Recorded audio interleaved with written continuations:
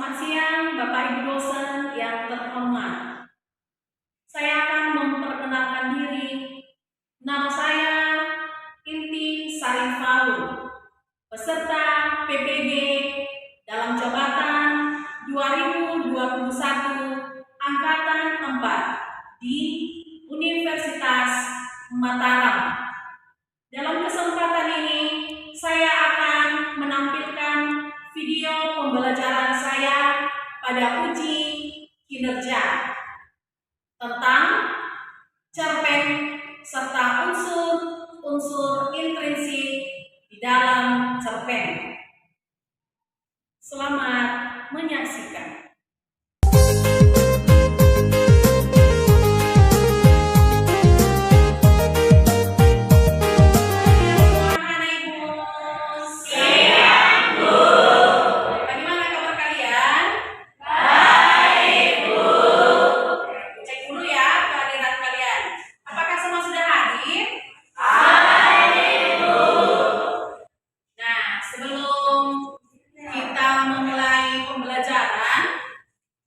Terlebih dahulu kita menyerahkan diri kita kepada Tuhan Yang Maha Esa.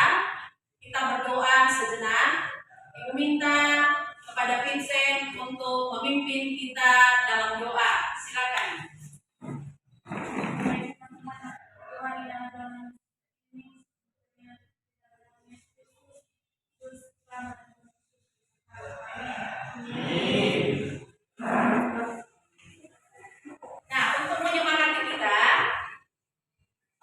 Kita menyanyikan lagu kebangsaan Indonesia Raya yang dipimpin oleh Agus. Silakan.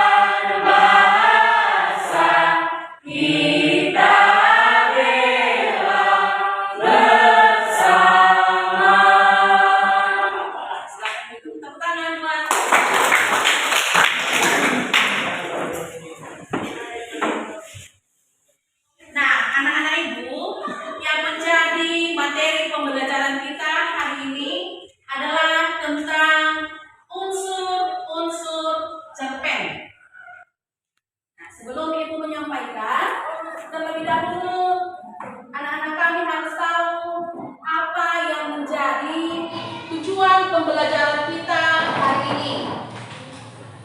Nah, bisa diperhatikan di slide yang menjadi tujuan. Yang pertama, anak-anak kami diharapkan mampu mengidentifikasi unsur intrinsik dalam cerpen yang dibaca atau didengar secara tekun dan bertanggung jawab. Yang kedua, anak-anak kami diharapkan mampu menyimpulkan unsur intrinsik cerpen yang dibaca dan didengar secara tekun dan bertanggung jawab. Nah, Ibu tanya dulu kepada anak-anak kami, sudah pernah nggak membaca cerpen? Sudah. Ada yang belum pernah membaca? Tidak pernah membaca cerpen? Tidak. Berarti rata-rata sudah pernah membaca cerpen ya? Sudah. Nah, kalau sudah pernah, menurut kalian cerpen itu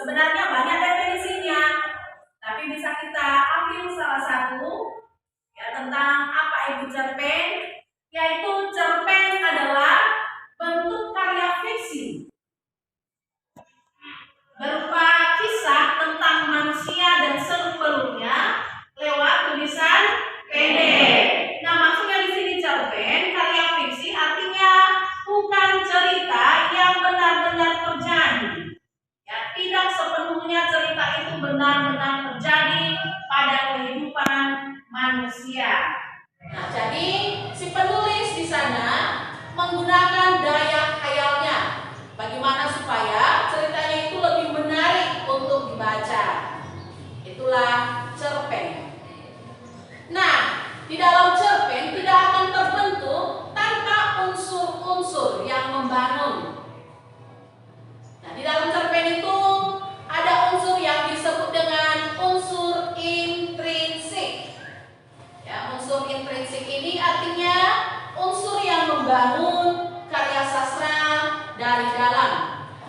Unsur-unsur intrinsik cerpen. Ada yang tahu? Nah, silakan Putri. Tema, latar, alur, tokoh dan penokohan, sudut pandang, alami. Ya, bagus. Tepuk tangan buat Putri.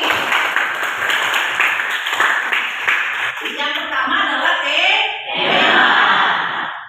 Nah, tema itu artinya merupakan pokok utama dalam mengembangkan sebuah cerpen.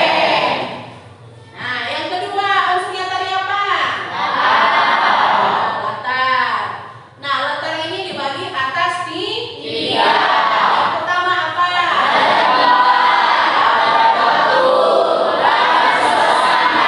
Ternyata kalian pintar ya, sudah tahu.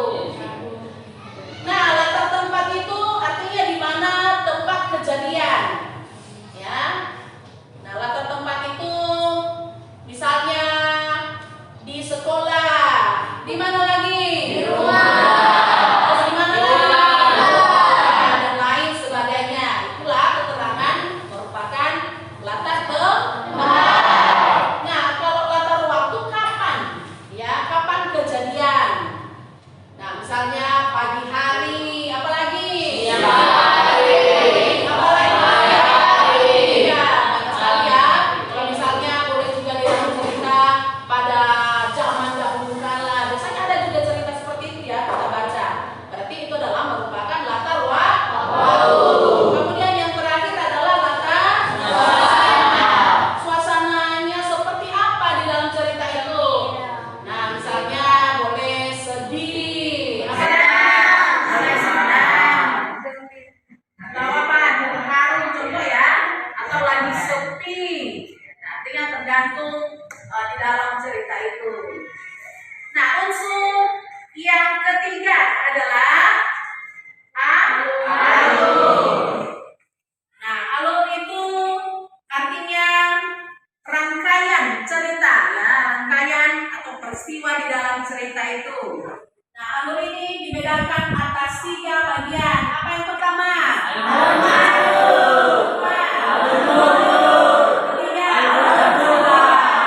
Campuran. Bagaimana bisa kita tahu kalau cerita itu menggunakan alur maju? Nah, bisa kita tahu kalau misalnya di dalam cerita itu menceritakan peristiwa atau kejadian dari awal sampai akhir. Nah, misalnya sejak kecil dia berusaha untuk bekerja keras sampai nanti ia dewasa sudah berhasil. Berarti itu merupakan alur maju. Yang kedua adalah alur mundur. Nah, dari mana juga kita tahu kalau cerita itu menggunakan alur mundur? Nah, bisa kita lihat peristiwa yang disampaikan di sana artinya dimulai dari akhir ke awal cerita. Ya, bisa juga dikatakan adalah kilas balik. Nah, misalnya dari hidupnya sekarang, maka diceritakannya kembali bagaimana masa lalunya sebelumnya, bagaimana kehidupannya sebelumnya. Ya, berarti itu menggunakan alur mundur. Nah, yang ketiga adalah alur campuran. Artinya gabungan antara alur maju dan alur mundur. Nah, unsur yang keempat apa? Tokoh. Nah, tokoh itu artinya orang-orang yang terlibat di dalam cerita. Nah, misalnya siapa? Tokohnya siapa? Menggunakan nama orang. Contoh Ani atau siapa lagi?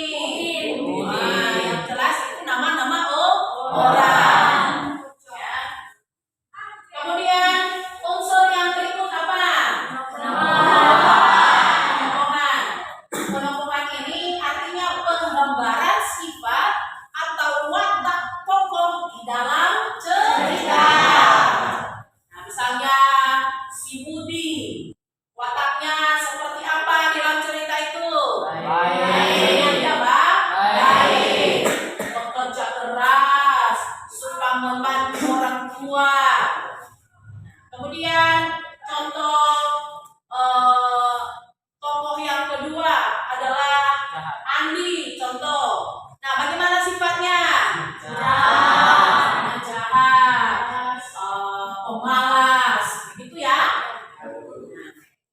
Kemudian itulah diistilahkan penokohan itu ada istilahnya antagonis, protagonis, dan ada tritagonis. Nah, kalau protagonis itu apa? Pemeran utama. Ya, pemeran utama yang memiliki sifat baik. Kalau antagonis apa? Yang menjadi protagonis. Ya, artinya lawan dari protagonis yang memiliki sifat jahat. Dan yang berikut adalah ada tritagonis. Artinya orang yang menjembatani antara protagonis dan antagonis. Nah, unsur yang berikut sudut pandang. Nah, sudut pandang ini artinya posisi penggarang di dalam cerita. Nah, dari mana bisa kita tahu apakah pengarang atau penulis itu terlibat di dalam cerita atau tidak? Bisa nanti kita lihat kalau misalnya anak-anak kami pernah membaca cerpen, ya pernah membaca cerpen. Nah, kalau misalnya di dalam cerpen itu dia menggunakan kata aku, saya. Misalnya pagi-pagi saya sudah menggendong tas untuk segera berangkat ke sekolah. Berarti posisi pengarang di sana adalah sebagai tokoh utama. Namun jika di dalam cerita itu menggunakan nama orang, berarti posisi pengarang di sana bukan lagi sebagai tokoh utama. Bisa dibedakan? Bisa. Nah, yang terakhir apa unsur yang terakhir? Nama. Nama dari apa?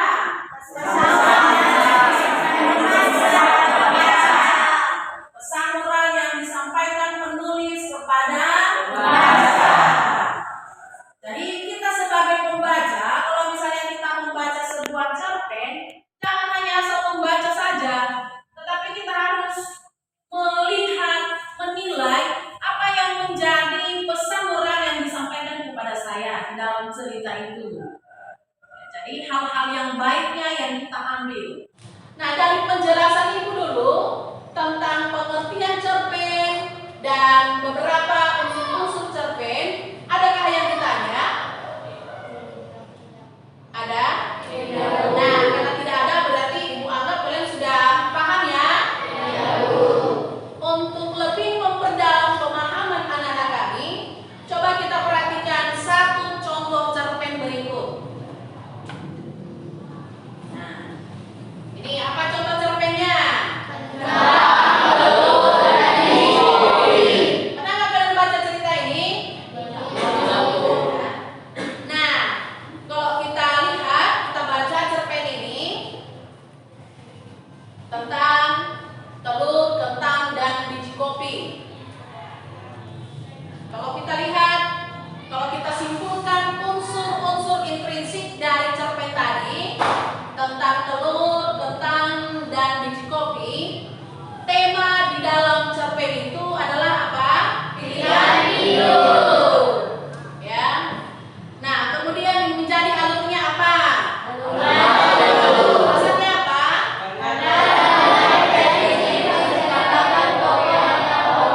Iya. Karena dari awalnya anaknya ini selalu mengeluh akan hidupnya. Ya. Tidak pernah bahagia dengan hidupnya. Akhirnya ayahnya memberikan satu contoh ya tentang telur, kentang, dan biji kopi. Ya, nanti ayahnya ini dia membawa anaknya ini ke dapur. Nah, kemudian dia ayahnya meletakkan 3 panci di atas api sama-sama ya. Dia memberikan air di dalam panci itu. Kemudian dia mendidihkan dan memasukkan panci pertama, dia memasukkan telur. Pada panci kedua dia memasukkan kentang. Dan pada panci ketiga dia memasukkan biji kopi. Nah, setelah beberapa menit ditunggu, kemudian ayahnya memberikan pertanyaan kepada anaknya. Coba perhatikan yang ketiga-tiga ini. Apa yang kamu rasakan dan apa yang kamu lihat?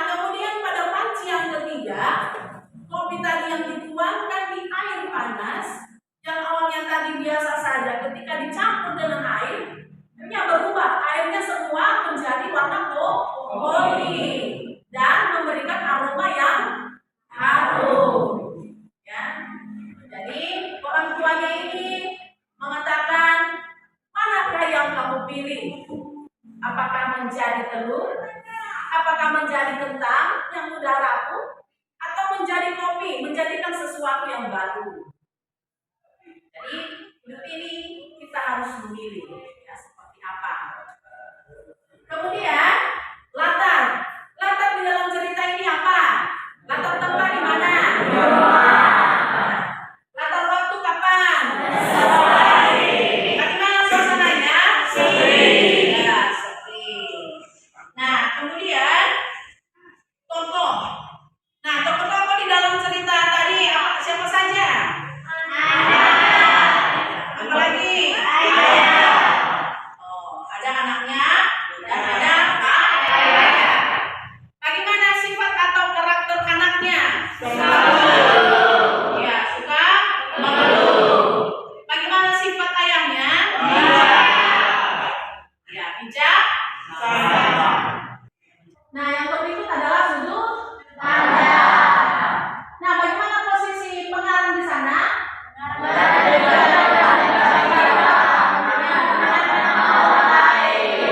Penulis atau pengarang di sana tidak terlibat. Kenapa? Karena di dalam cerita ini dia menggunakan nama orang lain.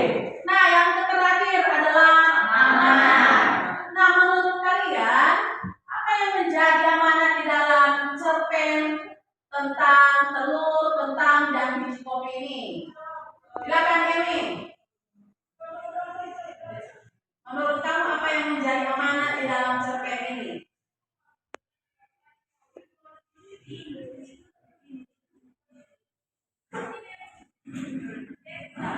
Jangan gampang mengeluh akan tetapi kita harus menentukan diri kita apakah menjadi lemah jadi kuat atau menjadi sesuatu yang baik. Ya, terima kasih. Tepuk tangan buat Emin. Ya. Dalam hidup ini kita harus memilih. Apakah kita semakin keras, semakin lembek, semakin lemah, atau menjadikan dimanapun kita berada, kita menjadikan sesuatu yang baru. Ya. Jadi begitu juga anak-anak kami ya, harus memilih yang mana. Hidup ini harus ada pilihannya. Nah, dari penjelasan Ibu tentang menyimpulkan unsur-unsur intrinsik cerpen, adakah yang belum paham? Silakan ditanya.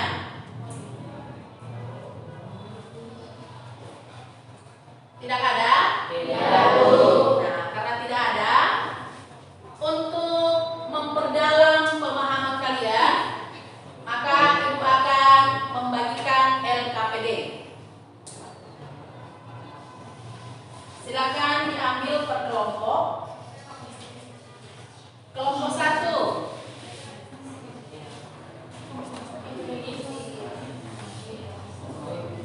Kelompok 1. Kelompok 2.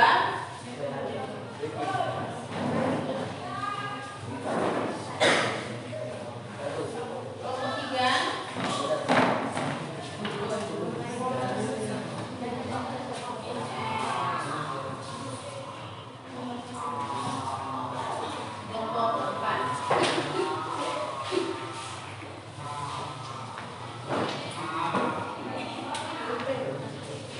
Nah, perhatikan di dalam LKPD itu ada sebuah cerita, ya, cerita pendek.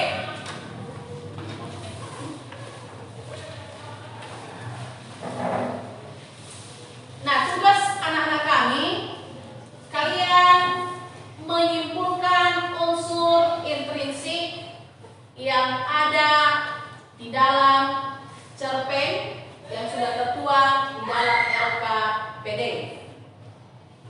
Ibu berikan kesempatan selama 20 menit untuk menyelesaikan. Setelah itu nanti Ibu akan berikan kesempatan kepada setiap kelompok untuk mempresentasikan hasil kelompoknya. Silakan dimulai.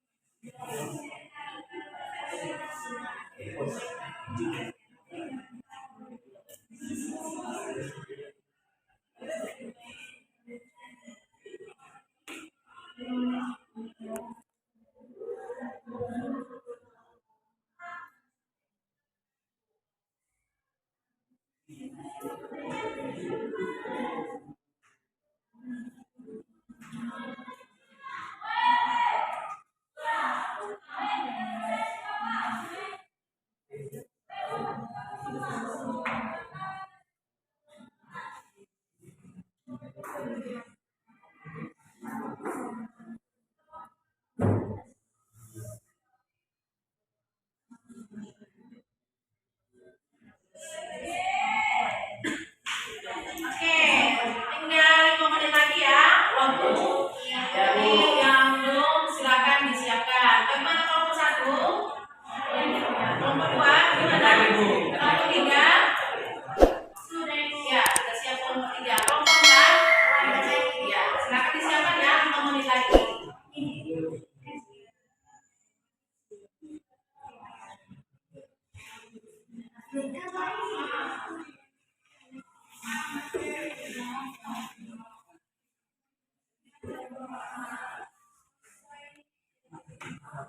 Sudah siap kalian Putri?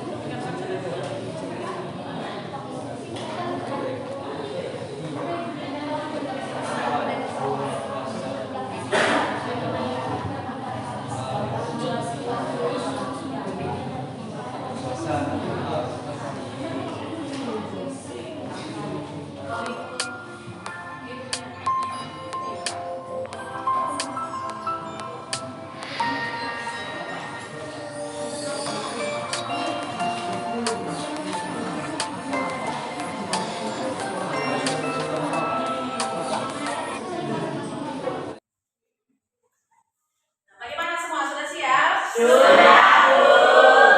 Sekarang Ibu akan memberikan kesempatan setiap kelompok untuk mempresentasikan hasil kelompoknya. Yang pertama siapa? Siapa yang pertama? Ya, kelompok 1. Beri tepuk tangan untuk kelompok 1.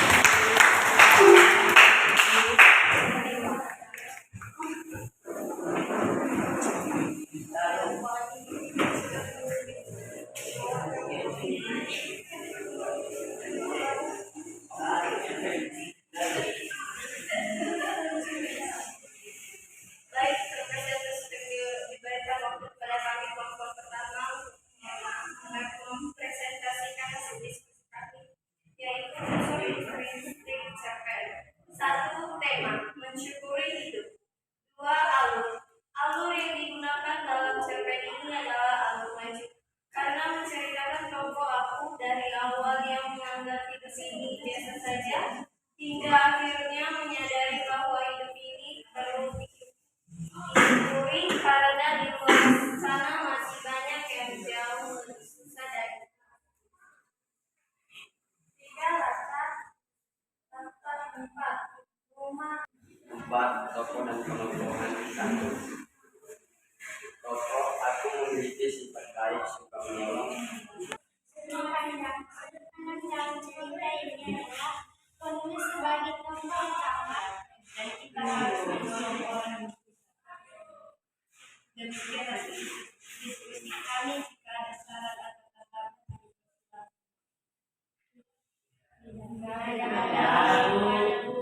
Bagaimana menurutkan kelompok mereka?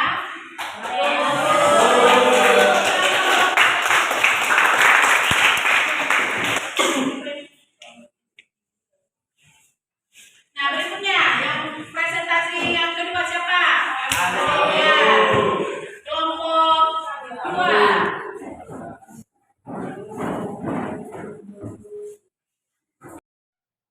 Judul tidak semua sebelum kita. Unsur intrinsik, tema, mensyukuri hidup. Alur digunakan dalam cerpen ini adalah alur maju, karena menceritakan tokoh aku dari awal yang menganggap hidup ini biasa saja, hingga akhirnya menyadari bahwa hidup ini perlu disyukuri karena di luar sana masih banyak yang jauh lebih susah dari kita. Tiga, kata tempat. Empat, tokoh dan pengembangan. Satu, tokoh aku memiliki sikap baik, suka menolong. Lima, sudut pandang. Sudut pandang dalam cerita ini adalah penulis sebagai tokoh utama di mana ditandai Hidup yang kita jalani saat ini karena masih ada yang jauh lebih susah dari kita dan kita harus menolong orang yang susah. Tangan buat kelompok.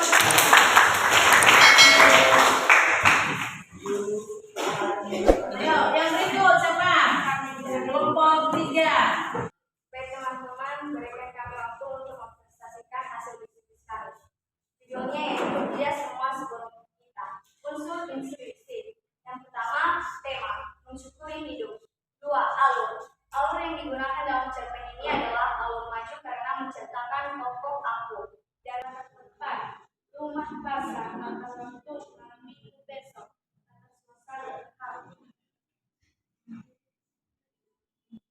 empat, tokoh dan pengembangan satu. Tokoh aku memiliki sudut pandang. Sudut pandang dalam cerita ini adalah penulis serta tokoh utama di mana ditandai dalam cerita.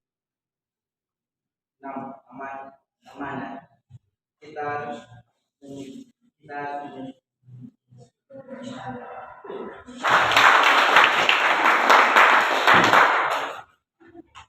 Nah, baik, yang terakhir silakan kelompok empat.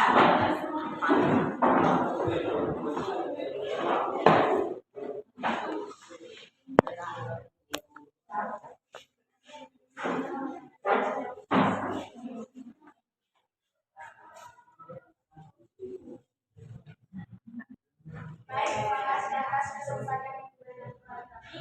Kami akan membaca hasil diskusi kami. Judul tidak semua sebelum kita. Unsur inspirasi, tema, mensyukuri hidup. Alur yang digunakan dalam cerpen ini adalah alur maju karena menceritakan kelompok aku dari awal yang menganggap hidup ini biasa saja, hingga akhirnya menyadari bahwa hidup ini perlu disyukuri karena di luar sana masih banyak yang jauh lebih susah dari kita. Latar tempat, rumah pasar, latar waktu malam minggu besok, latar suasana terhad. 4. Tokoh dan pengembangan.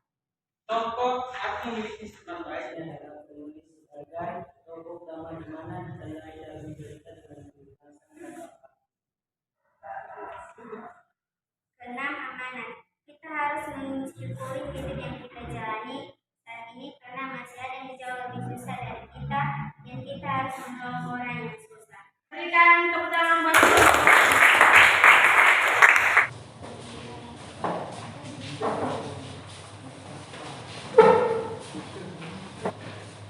Nah, presentasi kalian, Ibu melihat berarti kalian ini semua sudah mampu, ya, mampu menyimpulkan unsur intrinsik pada cerpen. Jadi semua sudah bagus hasilnya, dan tepuk tangan buat kalian semua. Nah, sekarang diberikan kesempatan untuk memajang hasil diskusinya masing-masing. Silakan.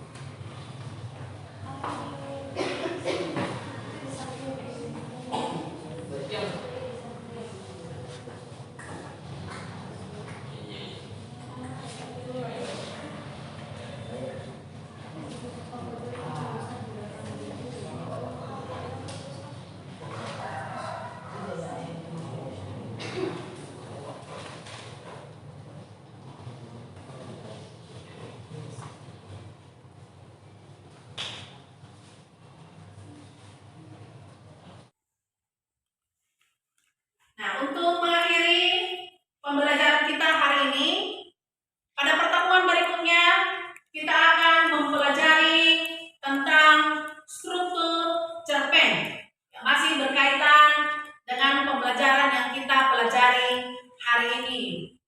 Nah, Ibu harapkan anak-anak kami tetap semangat, tetap belajar, dan tetap menjaga